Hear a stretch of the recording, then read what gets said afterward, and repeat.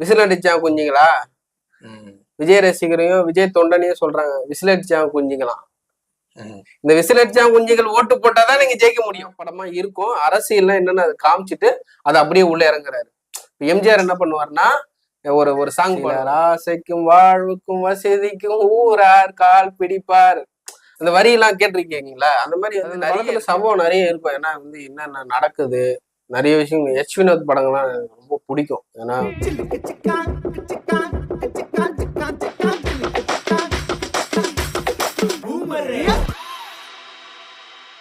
இப்போ திரைக்கு லாஸ்ட் படம் தான் தளபதிக்கு. ஜனநாயகன் என்ற ஒரு டைட்டில் வந்து முழுக்க வந்து பாத்தீங்கன்னா மக்களுக்கோசம் எடுக்க வேண்டிய படம் தான் சில பேர் கருத்து கமெண்ட் பாக்ஸ்ல பண்ணிட்டு இருக்காங்க. அதை பத்தி என்ன நினைக்கிறீங்க? அது அந்த படத்துல சம்பவம் நிறைய இருக்கும். ஏன்னா வந்து என்னென்ன நடக்குது, நிறைய விஷயங்கள். எச் வினோத் படங்கள்லாம் எனக்கு ரொம்ப பிடிக்கும். ஏன்னா வந்து அவர் வந்து ஒரு உண்மை சம்பவமும் நிறைய எடுத்திருக்காரு. அதனால வந்து அந்த படம் வந்து ஒரு நல்ல படமா தான் இருக்க வாய்ப்பு இருக்கு. நல்ல படமா இருக்கும். அரசியல்லாம் என்னன்னு அதை காமிச்சிட்டு அதை அப்படியே உள்ள இறங்குறாரு. எம்ஜிஆர் என்ன பண்ணுவாருன்னா ஒரு சாங் பாடுவார். அவர் பாட்டெல்லாம் நிறைய இருக்கு.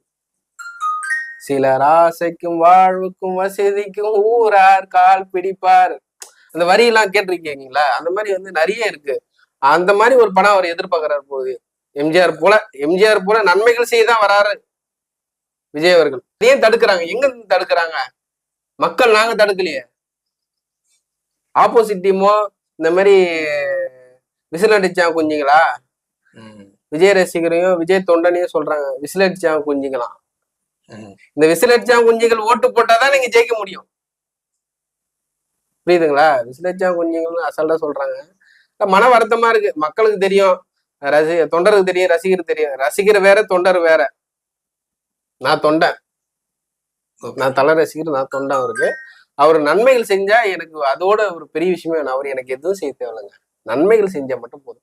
மக்கள் எதுவும் கேட்கல, எனக்கு காசு பண்ணல எதுவும் வேணாங்க. இப்ப வந்து நான் தலைக்கிட்ட என்ன எதிர்பார்த்தேன், இது வரைக்கும் அவர் வந்து எங்களுக்கு ஒரு மன்றம் பண்ண ஒண்ணும் இல்லை. இருந்தாலும் அவருக்கு நான் நேசிக்கிறேன்னா அவரு நான் சின்ன வயசுல இருந்து அவரை வந்து வழிபட்டிருக்கேன். அவர் படங்கள் சரி, நிறைய விஷயங்கள் அவர் வந்து ரொம்ப பிடிக்கும். அது ஒண்ணு, நன்மைகள் செஞ்சாதான் இங்க பிடிக்காது. அதனால அவர் தெரியாம பண்றாரு. இப்ப தளபதி அவரு நம்ம ஆட்சிக்கு தான் வரோம், அப்ப நம்ம செய்யறது வந்து 4 பேர் தெரியிட்டுமே. அதனால அவர் பண்றாரு. அதனால எங்க தலை வந்து எவ்வளவு நன்மைகள் செஞ்சிருக்காரு. இன்னைக்கு நீ சில பேர் கண்ணு எவ்வளவு முக்கியமான விஷயம். அந்த கண்ணையே மக்களுக்கு வந்து எவ்வளவு தானமா, எவ்வளவு ஆப்ரேஷன் பண்ணி எவ்வளவு நன்மைகள் செஞ்சிருக்காரு. கேட்கும் போதே எனக்கு ரொம்ப சந்தோஷமா இருக்கு. மேலும் மேலும் நன்மைகள் செய்யணும். லாகரன்ஸ் மாஸ்டர் ஒருத்தர் இருக்காருல்ல, அவரு எவ்வளவு நன்மைகள் பண்றாங்க. இப்ப இடையில பாலா கூட அவரோட இனிமே நன்மைகள் பண்றவங்க எல்லாருக்கும் ஒரு சல்யூட். நன்மைகள் பண்ணணும்னு தோன்றது எவ்வளவு பெரிய விஷயம். அது நடைமுறை கொண்டு வராங்கல்ல, அது எவ்வளவு ஒரு பெரிய விஷயம். அதுதான் மக்களுக்கு புரியணும். நன்மைகள் செய்யற அனைவர்களுக்கும் என்னோட நன்றி. இப்ப இருக்கிற ஆட்சியில தளபதி வந்து எதிர்பார்த்தது பார்க்காதது எல்லாமே வந்து அந்த படத்துல இருக்குதுன்னு சொல்றாங்க மக்களுடைய கோரிக்கையில. லாஸ்ட் படத்துல தளபதிக்கு அதுதான் நான் ஒரே வார்த்தையிலேயே முடிச்சுட்டேன். எம்ஜிஆர் வந்து என்ன பண்ணுவாருன்னா அந்த படத்துல அந்த பாட்டுலயே பதிலடி கொடுப்பாரு, மூவிலேயே பதிலடி கொடுப்பாரு. அந்த மாதிரி அவர் ஆசைப்படுறாரு. எம்ஜிஆர் அவர்களுக்கு வந்து என்ன விஷயம், நான் ஒரு விஷயம் கேள்விப்பட்டேன் அவரை பத்தி. எதனால அவர் வந்து அரசியல் வந்திருக்காருன்ட்டு, மக்களுக்கு நன்மைகள் மட்டுமே, மக்களுக்கு உழைக்கிறதுக்கு மட்டுமே வந்திருக்காரு. அதுவும் இல்லாம இடையில வந்து அந்த மொத்த மக்களுக்குமே சாப்பாடு போட நினைச்சாரு, சோறு போட நினைச்சிருக்காரு. குழந்தைங்களுக்கு, பெரியவங்களுக்கு, எல்லாருக்கும் போட நினைச்சிருக்காரு. அதனாலதான் அவர் வந்து ஆட்சிக்கே வந்திருக்காரு. ஆட்சி பிடிச்ச காரணமே அதான். சோறு போடணும் ஒரு மனுஷன் வந்து ஆட்சி ஆண்டுற ஒரே தெய்வம் அவர் தானே. பாராட்ட வேண்டிய விஷயம் தானே இதெல்லாம்.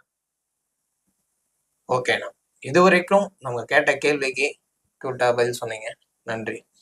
அண்ணன் எதனா உங்ககிட்ட கேள்வி கேட்கணும், இல்ல நீங்க அவர்கிட்ட கேள்வி கேட்கணும்னா நம்ம சேனல்ல போயிட்டு கமெண்ட் பாக்ஸ்ல கமெண்ட் பண்ணுங்க. அடுத்த வீடியோ நான் உங்களுக்கு அந்த பதிலுக்கு நான் தர கொடுக்குறேன். உங்களுடைய பிளாக்கி அழகா முன்னேறி சந்திக்கும் வரை குட் பை, டேக் கேர்.